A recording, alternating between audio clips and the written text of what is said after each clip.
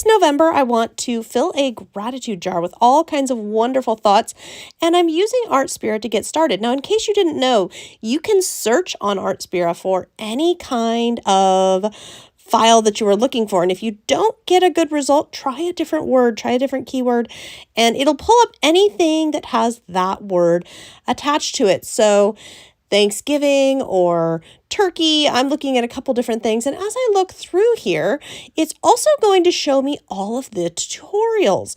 So I can pull up the full tutorial in this example. And the tutorial is to make a stencil to put on a cake, or I suppose you could put it on a pie.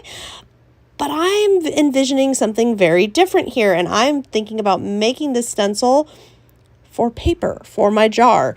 So I'm going to pull up the editing, and what I have already done here is I have saved this as a favorite cut file.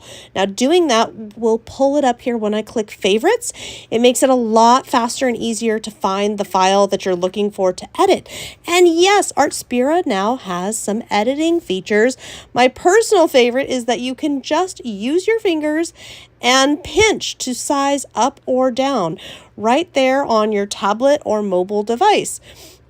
So I can size this down, and remember that we can always edit on the ScanNCut as well, so you are never stuck if you change your mind once you have transferred. You don't have to start all the way over, but transferring really is that easy. You just tell Artspira you'd like to transfer this to your machine, and off it goes. When we pull up this ScanNCut, we're going to pull up retrieve data. We're going to click on the cloud, and that is going to bring in the cut file. Now, what I love about this, it's so easy, right? And there it is, edited and sized as we did in Artspira. This is such a great added feature to this app, and it makes it so much fun to use and so much even faster. Now, again, as I said, we can still edit if we decide to make this larger or smaller. I'm also going to do a few things here. So once I've got it to the size that I want, I am actually going to click OK. We're going to have to click OK one more time, and then I'm actually going to go pull a circle file. And the reason I'm going to pull a circle file is that I don't want the little tab at the bottom of my turkey. I really just want a circle. A tab might have been nice at the top, but not at the bottom, and not for what I have in mind, because I actually want to be able to use the entire thing.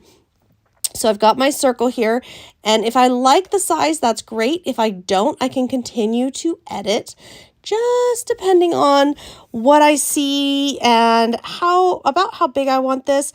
What I really love about this here on the screen is I'm able to just keep editing and keep playing with this until I get what I want. So the circle inside of the Artspira file, that's going to cut a clean circle around, so that basically I'm editing this file without actually having any know-how, without actually having to take much time or truly edit.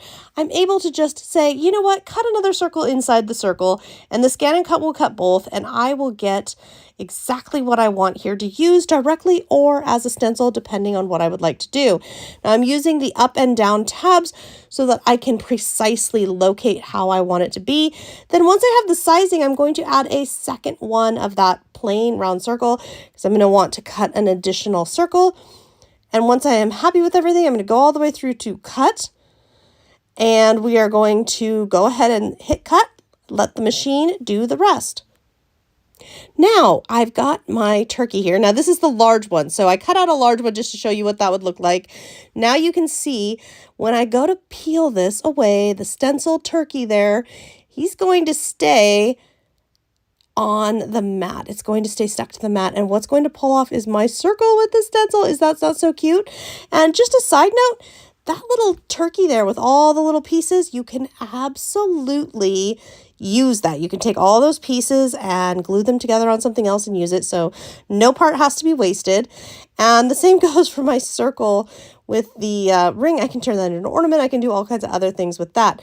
Now what I'm doing here is going back in, just deleting the part with the turkey, leaving the two circles, and I'm going to cut these out of white because I do want a contrast layer. And yes, I am planning on making more than one of these. So if you're trying to create in a batch, go ahead and cut all of the pieces that you want at one time. I've got the orange turkey down here.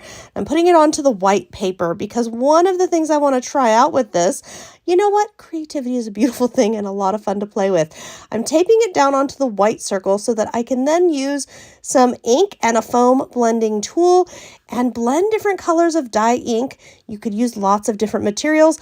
What I like about the dye ink, this is not going to cause any bleeding. It's not going to be difficult to work with. Also, that orange turkey shape, if I just flip it over, I can use it as is as a decoration, which is going to be honestly just a lot of fun. So I'm doing all of these different colors, and you can get as fancy as you want with this. You can get as simple as you want with this with just a few colors.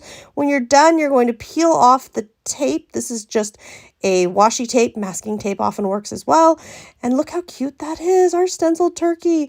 And again, the other one, we can just flip it over so that the ink stains don't show.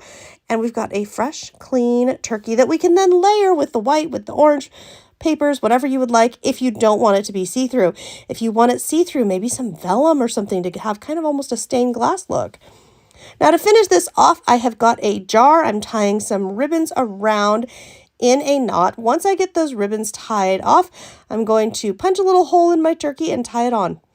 It's that simple. Now, I would love to hear in the comments, have you used a gratitude jar or gifted one? How have you used it? What do you fill it with? I'm just putting all kinds of happiness and joyful things that I am grateful for, thankful for, that I'm glad are in my life in here. And then at the end of the month, I'm going to have a whole jar full of beautiful things to read out to friends and family, possibly at the Thanksgiving table. We'll see how it goes. I hope you have loved this tutorial. We certainly love being with you and love sharing creative ideas. Be sure to download Artspira and get creating today.